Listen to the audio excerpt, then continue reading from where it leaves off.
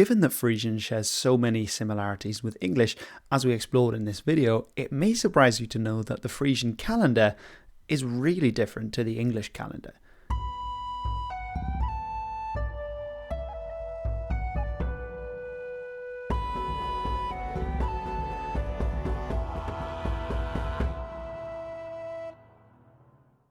Today, at least in most English-speaking and indeed most European nations, we use the Gregorian calendar, a Renaissance update of an earlier Roman or Julian calendar.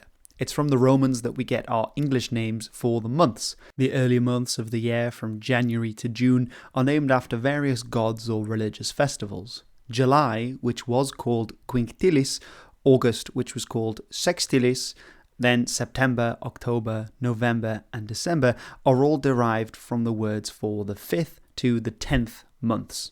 Of course, we now reckon 12 months in a year, not 10, though for the ancient Romans the new year began in Martius, in March, based on the calendar of Romulus, and it's only later that we got new months. The modern names for July and August are derived from Julius Caesar, Caesar, and his successor Augustus Caesar, Augustus Caesar, who had important events in these respective months.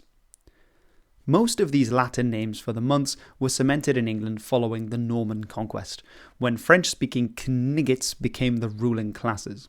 When we compare the modern French names for the months, we can see clearly where most of the Middle English versions came from. There was some variation in Middle English, and our modern forms for January, February, and April are relatinizations, where monks actively chose to use the older Latin forms familiar from religious texts rather than the spoken French forms where we get our other names from. So let's finally take a look at the Frisian names for the months.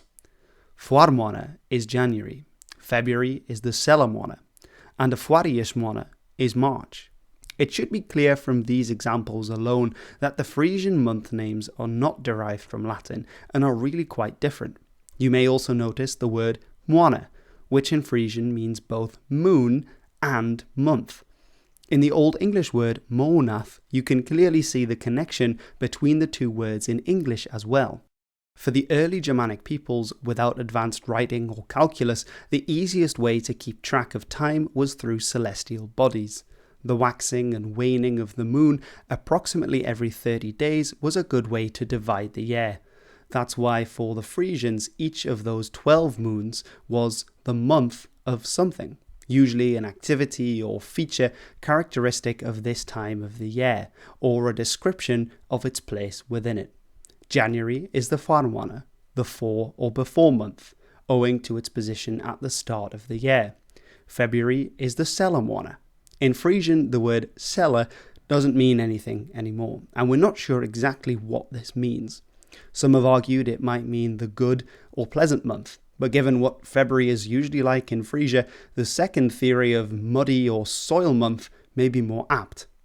March is the Fore-Month, the month of spring, when winter is finally left behind. Forir is one of the Frisian words for spring, and literally means before year or front of the year. April is the Gærsmåned, the grass month, when the grass finally starts to grow again.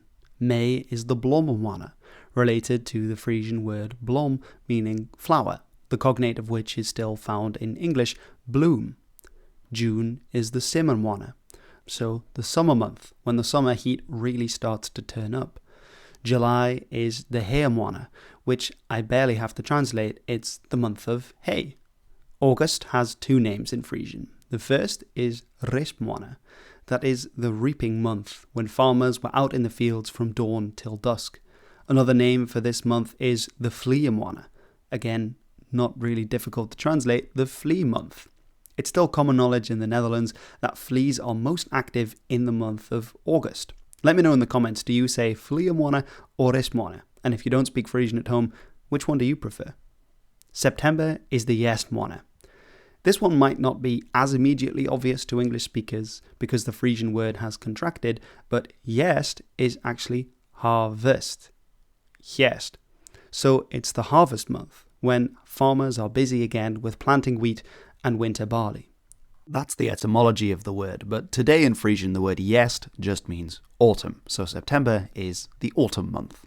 October is the Vinmonth, the wine month, as this is the time of year in which grapes are plucked from the vineyards. It's a little bit unexpected though, as Frisia certainly doesn't have a favourable climate for growing grapes. A more fitting name then is the second name, the Bietenmonth, the month of the sugar beet, as its harvesting season is from late September and throughout October. Perhaps the coolest sounding Frisian month is November, the Slachtmonth, the slaughter month.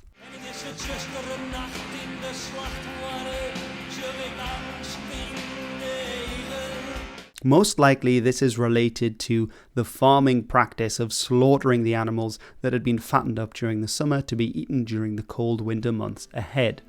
It's possible there is another connection to the pagan past, when winter ceremonies entailed the sacrifice of animals in rituals marking the passing seasons. But more on that in just a moment. December has two names again. One is simply the Wintermonth, which I hardly need to translate, and the other is the Julemonth, which again is simply the Yule month. Yule is an Old Germanic word for the period of December and January, later being used more specifically for the 12 days of Christmas. Frisians aren't the only ones with special names for the months. The Anglo-Saxon monk Bede, Venny B, as he's known on the streets, recorded a list of Old English month names in the early 8th century. Some of these are quite similar to the Frisian examples. The Old English Solmånath has also been connected with Mud Month, which may mean that Selamwana, again for February, has the same origin, though linguistically this is hard to say for certain. We also see June marked as the beginning of summer in the Old English calendar, while the evocative Blodmånath for November either refers to Blood Month or to Sacrifice Month. This is what Bede has to say. Se månath is nämned on leden Novembris, and an urige theode blodmånath. This month is called Novembris in Latin, and in our language the month of sacrifice, because our forefathers, when they were heathens, always sacrificed in this month. That is, that they took and devoted to their idols the cattle which they wished to offer. Frisians today will mostly use Latin-derived month terms, which came through Dutch. Two interesting points of divergence are in the first 2 months of the year, where some variation exists in Frisian. Just as English January and February are relatinizations trying to sound older than the French versions, so Frisian has both Januarius, think Januarius, and Februarius, think Februarius, as well as Januarie and Februarie.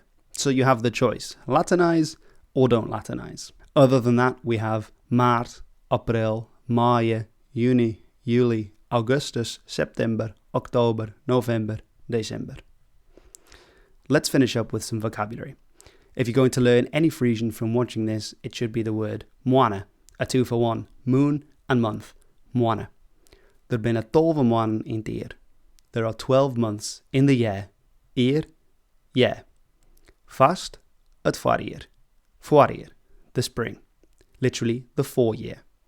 Een oorname, another name, maaitijd, the spring, literally the Maytide. That word tied is tide, as in a time like Yuletide, and it just means time. Daarna komt de simmer. After that comes the summer. Simmer. Dan wordt het tijd voor de herfst. Then it's time for autumn. Herfst. Related to our word for harvest. Autumn. De eind van het jaar is de winter. The end of the year is the winter. Winter. En dan begint het alle jaar opnieuw. And then it all begins again. For now though, ik wie Hilbert, and dit wie het Friesk. I've been Hilbert, and this was the Frisian. Ontjen.